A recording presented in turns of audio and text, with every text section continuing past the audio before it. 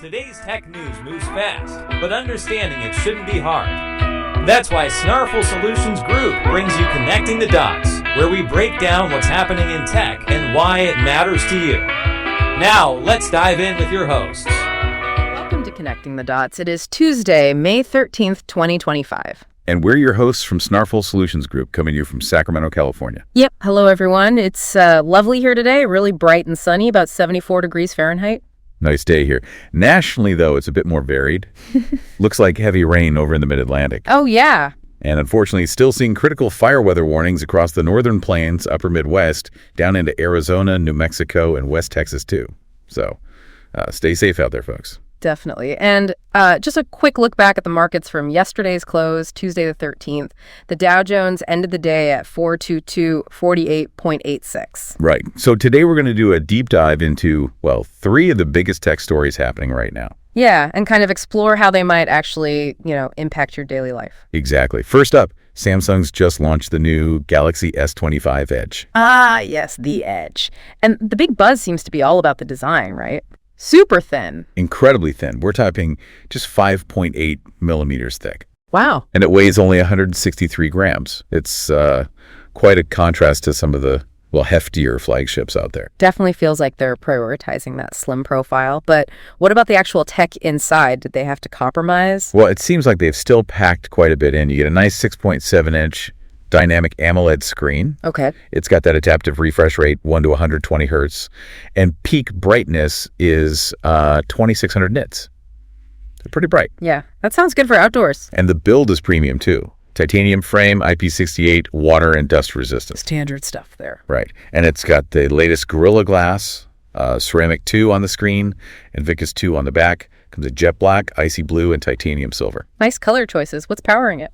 Under the hood, it's the Qualcomm Snapdragon 8 Elite processor. Elite. Okay, top tier. Yeah.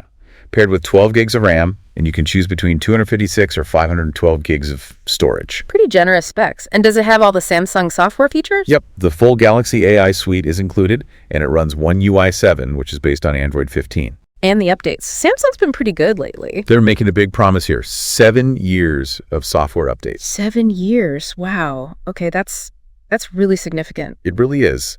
That kind of longevity is becoming a key factor for people. Battery is 3,900 mAh with 25W wired charging.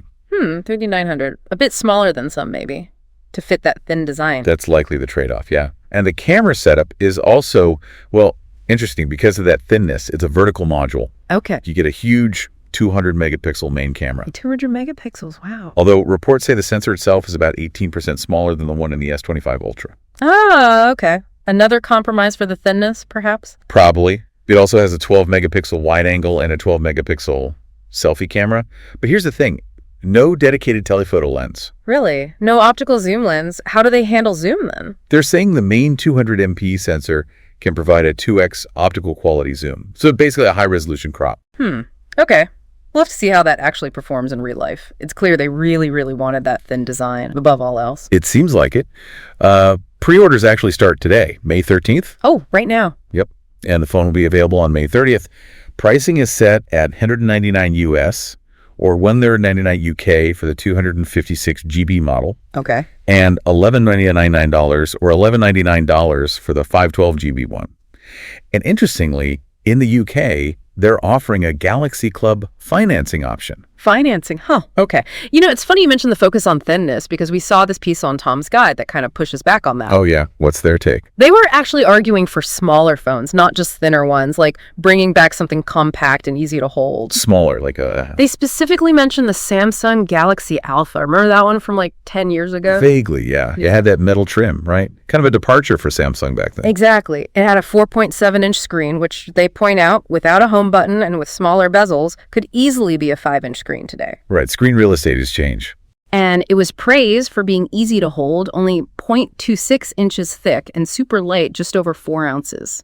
Okay, so how does that compare to this new S25 Edge? Well, the S25 Edge is thinner at 0.23 inches, but, and this is the key point Tom's Guide made, it's significantly heavier at 5.75 ounces. Ah, heavier. So maybe thinness isn't the only factor for like pocketability or handling.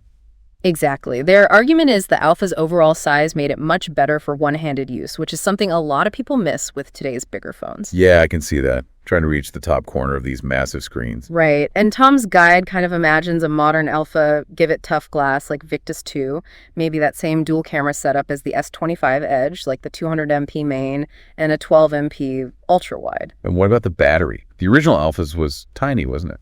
It was, yeah, only 1,860 milliha. But they figure with modern chip efficiency, you could maybe fit, I don't know, around a 3,000 milliha battery in a similar sized phone today, plus fast charging, obviously. 3,000 milliha. Might still be a bit tight for some users, but definitely better. It really makes you think, though. It does. So for you listening, what's more appealing? Is it that super sleek, ultra-thin profile of the S25 Edge? Or is it the idea of a more compact, maybe slightly thicker, but easier to handle phone? Yeah, it's a fundamental choice in phone design right now. Interesting stuff. Okay, let's shift gears a bit. There's some significant news on the international trade front. Oh, yeah. What's happening? It seems the U.S. and China have reached an agreement, a temporary one, mind you, to lower some tariffs. Really? Lowering tariffs? That feels like a shift in direction. It does. The reports say it's for a 90-day period, kind of a sign of maybe easing tensions a little. Specifically, the plan is for the U.S. to cut tariff on certain Chinese goods pretty dramatically. It's dramatic. From 145% down to 30%. Whoa, okay, 145 down to 30. That's a huge drop. On which goods, though? The details on specific goods aren't fully clear yet, but it's a significant move. However, there's a catch. Oh, always a catch. This deal apparently doesn't apply to those low-value e-commerce packages, the de minimis shipments from China to the U.S. So things you buy directly from, like AliExpress or Temu. Exactly. Those tariffs are reportedly staying put at 120%. Okay, so that's important for online shoppers, 120%. Wow. Yeah. And Treasury Secretary Scott Bessent commented on this. He said, basically, both countries want to avoid a full economic split, that decoupling people talk about. Right. But he also stressed that the U.S. will still keep tariffs on specific things tied to national security. Think semiconductors, certain medicines, steel. So it's not a blanket reduction, more targeted easing, perhaps. For 90 days, anyway. Seems that way. And the market seemed to like the news, at least initially. The S&P 500 was up about 2.6% yesterday. Okay. And the NASDAQ Q Composite climbed around 3.5%. Decent bumps. Still below the record highs, though. Yeah, still got some ground to make up to reach those peaks. But, positive movement. We saw a quote from Ziwei Zhang, an economist over at Pinpoint Asset Management in Hong Kong. What did he say? He viewed this 90-day deal as, quote, better than expected. He thinks it's good for both the U.S. and Chinese economies, and importantly, for global supply chains. Might calm some nerves there. That makes sense. I mean, wasn't it just last month in April that the U.S. actually raised tariffs on China while pausing hikes elsewhere? That's right. And the U.S. also just finalized that trade deal with the U.K. recently. So, yeah, the whole global trade picture is constantly shifting. So what does this temporary truce, if you can call it that, mean for, regular people and businesses? Could we actually see lower prices on some things? That's the big question, isn't it? A 90-day window is pretty short in the grand scheme of supply chains and pricing. It might take time for any reductions to filter down, if they do at all. True. But it certainly raises questions about the longer-term direction of this trade relationship. Is this a temporary blip or the start of a more stable phase? We'll have to wait and see. Definitely one to watch. Okay, for our third story, let's talk about something a bit lighter, music streaming. Spotify's made some changes. That's right. They've updated their AI DJ feature. This is for the premium subscribers. The AI DJ. I remember when that launched. The AI voice that picks music for you. Exactly. The big update now is that you can use English voice commands to customize what it plays. Oh, interesting. So you can talk to it, like ask for specific artists or genres? Yeah, or even ask for a certain mood, apparently. Like play some upbeat pop or find chill electronic music. Huh. That makes it much more interactive than just letting the algorithm guess. Definitely more user control. And they've rolled out a few other things for premium users too. The Queue feature has been revamped. The Queue? What's new there? Easier access to controls like shuffle, smart shuffle, repeat, the sleep timer. And it now suggests songs to play after your queue runs out, if you want. Okay, some quality of life improvements. Yeah, and there's a more powerful hide button now. If you hide a song, it gets removed across all your devices and playlists, not just in that one spot. Oh, that's actually useful. Sometimes songs just follow you around. Tell me about it. And They're testing something called a 30-day snooze feature, which would just temporarily hide a song from your recommendations for a month. Interesting. Like you're tired of it now, but might want it back later? Exactly. But it's not just premium users getting updates. Oh. What about for everyone else? All users should see new tools at the top of their playlists, buttons for add, sort, and edit, making it easier to manage them. That sounds handy. Playlist management can be a bit fiddly sometimes. Totally. And in some countries, including the US, you can now turn your liked songs collection directly into its own playlist. Oh, finally. People have wanted that for ages. Right. Plus, on mobile, there's a new create button, like a plus sign, for quickly starting playlists, doing collaborative blends, or for premium users, jumping into a jam session or using the AI playlist generator. So lots of little tweaks focused on usability and control. But going back to that AI DJ voice command update, it's interesting how they keep pushing that feature. Yeah, they initially pitched it as this personalized AI guide that really knows your taste, almost like a personal radio host. Which sounds cool in theory, but, we also saw that article on T3 where the writer really did not like the AI DJ. Oh, right. What was their main issue? They just found the voice and the whole delivery kind of grating, I think. Compared it unfavorably to, actual human radio DJs. The uncanny valley of AI voices, perhaps. Maybe. And they even mentioned being a bit worried about how it might, influence their kids' music tastes or something. It was a pretty strong reaction against it. It just shows, doesn't it?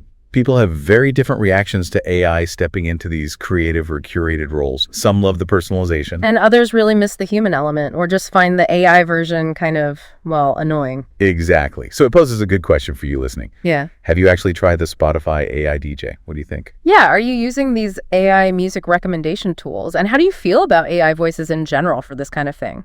Is it better or worse than traditional radio or just different? Oh, it's definitely part of that bigger conversation about AI's place in our entertainment and daily lives. For sure.